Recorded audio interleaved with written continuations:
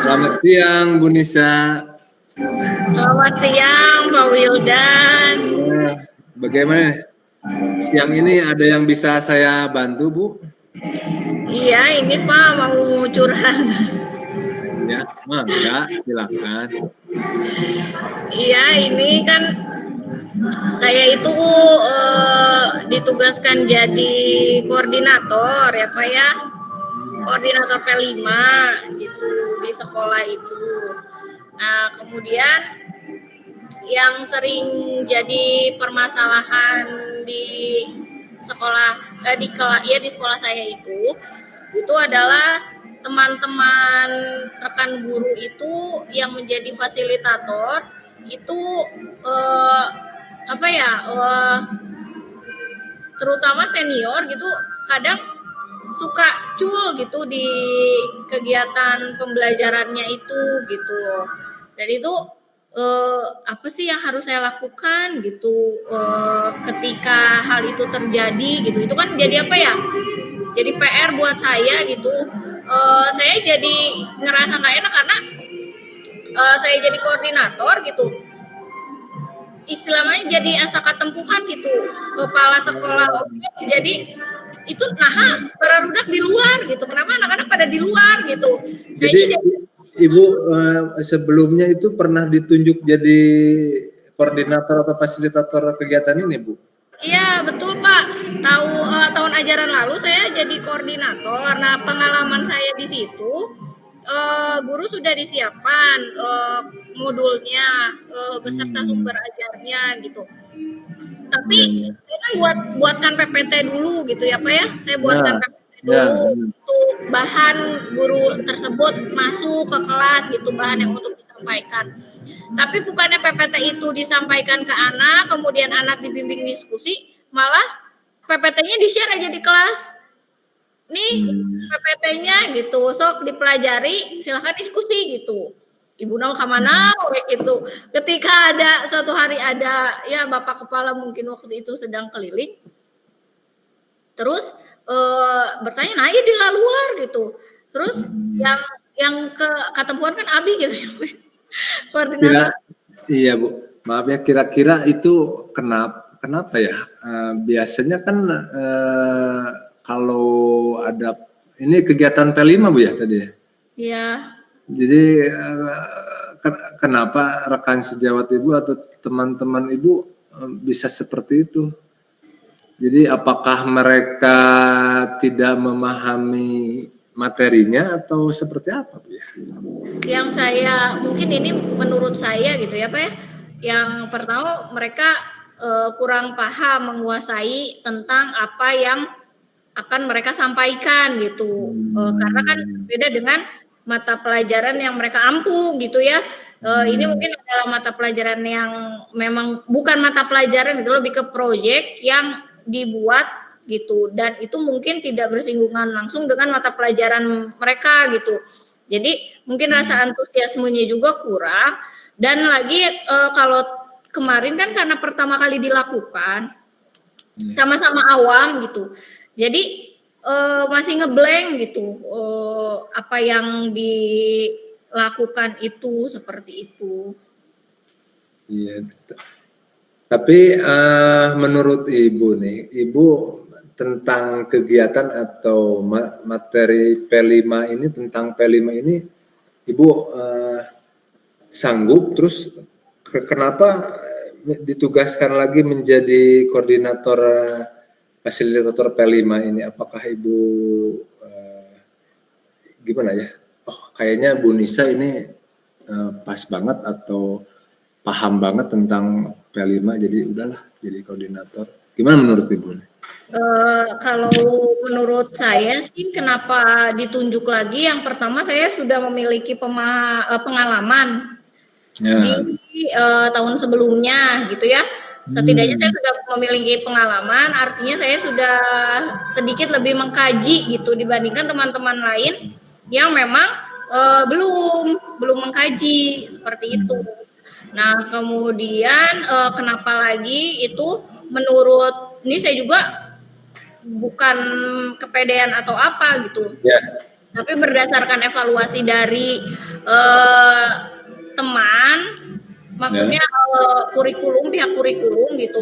Kemarin itu prosesnya itu sudah cukup baik gitu. Jadi dalam karyanya dianggap sudah cukup baik gitu, sukses gitu, tidak ada kendala dan ya berjalan dengan lancar gitu programnya, rapotnya gitu. Nah mungkin karena itu jadi beliau mempercayakan kembali tugas sebagai koordinator ini pada saya. Baik. Ya, jadi permasalahannya tadi ya, jadi rekan sejawat Ibu itu di kelas terhadap murid-muridnya hanya memberikan materi saja, mungkinnya tidak menjelaskan. Terus di kelas jadi anak-anak di luar hanya menulis saja materinya, tidak tahu apa yang harus dilakukan. Mungkin rencana Ibu untuk menghadapi ini nih, untuk mengkondusifkan kelas biar nyaman lagi, anak-anak tidak di luar, terus rekan sejawat bisa di dalam atau tidak meninggalkan mereka tentang materi P5 ini. Rencana Ibu bagaimana? Yang pertama saya akan mengadakan kegiatan rutin gitu Pak. Kegiatan rutin khusus untuk P5 ini. Jadi kita akan membahas, khawatirnya kan tadi saya khawatirnya adalah kenapa guru itu cul gitunya, karena kurang paham akan apa yang harus disampaikan di kelas gitu. Jadi daripada bingung apa yang harus ngapain di kelas, mati kutu gitu ya, ngapain aja gitu di kelas. Pasti Ibu bingung kalau nggak paham materi pasti seperti itu gitu. Kayaknya dari bisi meureun mati kutu kayak gitu ya udah wes sok anak-anak silakan pelajari terus kerjakan gitu. Yang penting sudah ada evidennya gitu ya. Nah, jadi saya mau mengadakan pertemuan rutin utamanya ketika apa yang harus disampaikan gitu ya pada tahap ini. Kemudian kita diskusi juga dengan fasilitator gitu yang masuk ke kelas. Diharapkan ketika ada kendala itu bisa dikomunikasikan gitu. Jadi saya juga tahu apa sih yang menyebabkan beliau-beliau itu seperti itu gitu. Jadi ada komunikasi antara saya dengan fasilitator, juga fasilitator dengan fasilitator yang lain gitu. Saya ingin memperbaiki cara saya berkomunikasi dengan beliau-beliau gitu. Juga saya akan melakukan pendekatan ke beliau gitu ya, bertanya apa nih yang menjadi kendalanya gitu, mungkin bisa saya bantu seperti itu gitu Pak. Itu kemudian bagus sekali ya. Mau bikin apa namanya absen sih absen gitu, jadi paling tidak kalau ada absen atau agenda kayak agenda kelas gitu kan kita tahu gitu ini Bapak fasilitator A menyampaikan itu materi apa sudah sampai apa gitu. Kemudian jadi kan fasilitator berikutnya yang masuk itu tahu oh yang ini sudah disampaikan, jadi yang beliau tinggal melanjutkan seperti itu gitu Pak. Jadi ada rekapannya Bu ya. Ya bagus sekali Bu itu membuat forum terus face to face juga. Terus ya mungkin bisa ini juga ya pakai apa ya untuk itu kan karena kurang pahamnya ya rekan-rekan sejawat Ibu jadi seperti itu memang bagus sekali diberikan pemahaman. Tapi pendekatannya yang ini ya Bu ya, pasti percayalah sama Ibu. Kenapa dipercaya oleh bagian kurikulum untuk memegang kegiatan ini, pasti mereka itu beliau udah percaya Ibu memegang ini, Ibu bisa mengendalikannya, bahkan mungkin terlihat percaya diri Ibu. Seperti itu, menarik sekali. Nah, lalu rencana tindak lanjutnya seperti itu, komitmennya nanti seperti apa begitu pelaksanaannya? Terus rencananya kapan dilaksanakan?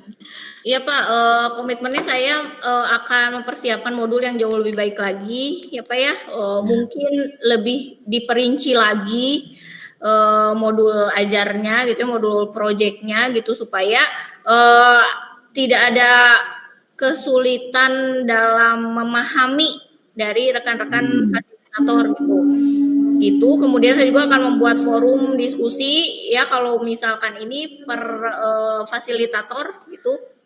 Jadi semacam grup WA gitu. Barangkali kalau misalkan disampaikan di forum akan sedikit sulit gitu ya, mungkin ada yang malu atau apa gitu ya. Pasti. Kalau secara misalkan di dalam grup kecil mungkin lebih mudah lagi gitu ya Pak ya. Gitu. Kemudian rencananya sih insya Allah kita itu akan mengadakan pertemuan rutin itu di hari Jumat. Jadi kan kalau hari Jumat itu di sekolah kami pembelajaran hanya sampai jam 2 Pak. Sementara kita kan absen itu di 3:30 nih. Ya. Nah, dalam kurun waktu itu kan daripada jeda ya kita membahas lah gitu. Tapi mungkin tidak melulu setiap minggu, tapi paling 2 minggu sekali ketika akan disampaikan materi-materi tertentu yang memang krusial gitu. Iya. Baik Bu, bagus sekali itu rencana-rencana Ibu. Jadi komitmennya bagus ya. Tadi Ibu mau merekap ya, bukan absensi sebenarnya. Jadi merekap setiap kegiatan yang dilakukan oleh fasilitator A dan fasilitator yang lainnya untuk memberikan pemahaman-pemahaman sampai mana nih di kelas ini, kelas A misalnya sampai mana, kelas B sampai mana. Bagus Bu itu Bu, sangat menginspirasi sekali itu rencana Ibu. Lalu kegiatannya rencananya kapan Bu? Kegiatan P5-nya nih? P5-nya itu kami itu pakainya sistem blok Pak. Jadi sistem blok itu berarti kalau tahun kemarin itu kita mengadakannya itu masuk ke jam pelajaran. Ya, jadi di sela-sela jam pelajaran 4 jam terakhir di hari Kamis, Jumat itu dilakukan kegiatan P5. Nah ini juga yang jadi permasalahan, ternyata kurang efektif gitu. Karena fokus anak jadi terpecah dua antara kegiatan pembelajaran yang banyak tugas dengan P5 seperti itu. Ya, jadi anak terbagi tugas. Nah, makanya saya rencananya di semester ini juga, di tahun ini itu kita membagi jadi sistem blok. Jadi kita di awal fokus ke pembelajaran, tidak ada pemotongan jam P5 gitu. Jadi fokus saja kita belajar. Nanti di 2 pekan setelah jadi per 4 bulan kita kan ada 3 tema ya Pak ya. Ya. Dalam 1 tahun. Jadi di 4 bulan pertama, 2 pekan terakhir menuju pekan keempat itu ya, bulan keempat itu. Nah di situ kita mengadakan P5-nya. Jadi anak-anak tidak ke pembelajaran pada saat itu, anak-anak fokus aja di P5-nya. Jadi fokusnya itu tidak terpecah dua. Itu juga mudah-mudahan bisa membuat guru-guru seniornya jadi lebih fokus ke P5-nya ini, tidak terpecah dua ke pelajarannya gitu. Bagus sekali Bu ya. Rencana Ibu emang idealnya seperti itu ya. Bagus sekali, mungkin saya juga bisa menerapkan di sekolah seperti itu. Jadi untuk 4 bulan di awal pematangan materi dulu, mungkinnya pemahaman materi dulu biar mereka ngerti paham, lalu 2 bulan selanjutnya kita fokus akan melakukan kegiatan P5-nya seperti itu. Iya betul Pak. Jadi di awal-awal kita kasih pemahaman dulu ke rekan teman-teman itu sambil memotivasi juga supaya kegiatan ini berjalan dengan baik gitu Pak. Lalu ketika eksekusinya juga mudah-mudahan tidak terjadi hal seperti itu gitu Pak. Iya. Baik, Bu, sangat menginspirasi. Saya juga ini di awal tahun pelajaran ini P5 bagaimana nih mengaturnya. Kayaknya program Ibu itu dapat diaplikasikan juga di sekolah saya. Ya, bagus sekali ya Bu ya. Permasalahan yang Ibu hadapi juga sangat sebenarnya menjadi contoh buat sekolah lain juga. Banyak sekali rencana-rencana Ibu, terus apa yang akan dilakukan juga kegiatannya, terus bagaimana menghadapi kegiatannya juga sangat bagus sekali. Bisa Iya, menjadi terima kasih Bapak. Jadi tercerahkan gitu ya. Asalnya mah tadinya bingung mau di seperti gimana. itu Bu, tercerahkan. Tapi dengan diskusi ini ngobrol gini saya juga jadi tiba-tiba oh iya ya gini aja gimana kalau gini gimana gitu loh. Jadi teryakinkan juga dengan apa yang Bapak Pokoknya gini aja Bu, saya yakin, jangankan saya yang di sana aja sudah mendelegasikan Ibu menjadi petugas lah, dikasih tugas menjadi koordinator untuk P5 itu, berarti mereka sudah paham ini Bu Nisa sanggup untuk melakukan kegiatan ini, sanggup mengkoordinir semuanya, sanggup menghadapi masalah bagaimana solusi. Bagus Bu, Ibu sangat menginspirasi saya, keren banget. Terima kasih Bapak, terima kasih juga udah membantu diskusi. Jadi saya ada bisa cerahkan. Pokoknya Ibu lebih semangat, lebih percaya diri. Sip. Siap Bapak, terima kasih. Sama-sama Bu, terima kasih ya. Coaching kita hari ini alhamdulillah telah dilakukan, telah berjalan. Terima kasih semuanya, Ibu Nurul, Ibu Endah.